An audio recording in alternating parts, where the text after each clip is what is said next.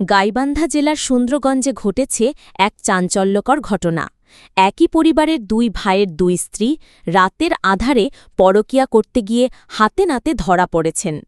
স্থানীয় সূত্রে জানা যায়, রোববার গভীর রাত প্রায় ১টার সময় সুন্দরগঞ্জ থানার রামজীবন ইউনিয়নের হাফিজার ভাটিয়ার বাসার এলাকায় এ ঘটনা ঘটে। এ সময় স্থানীয়রা হঠাৎ সন্দেহজনকভাবেই দুইজন নারীকে বাড়ির বাইরে ঘোরাফেরা করতে দেখে। পরে তাদের পিছু নিলে ধরা পড়ে যায় সত্যটা। দেখা যায়, একই পরিবারের দুই বউ বাড়ির বাইরের দুইজন যুবকের সাথে গোপনে মেলামেশা করছিলেন। ঘটনার সাথে সাথেই আশেপাশের লোকজন জড়ো হয়ে যায়। তারা দুই নারীসহ অপর দুইজন যুবককে ধরে ফেলে এবং গ্রামে নিয়ে আসে। পরে জনতার উত্তেজনায় তাদের গলায় জুতোর মালা পরিয়ে মাথার চুল ন্যাড়া করে দেওয়া হয়।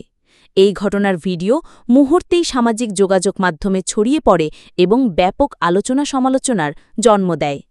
এলাকাবাসীর অভিযোগ, পরিবারের দায়িত্বশীল মানুষ হয়েও তারা এমন লজ্জাজনক কাজে জড়িয়ে পড়েছেন যা সমাজে কলঙ্ক বয়ে এনেছে।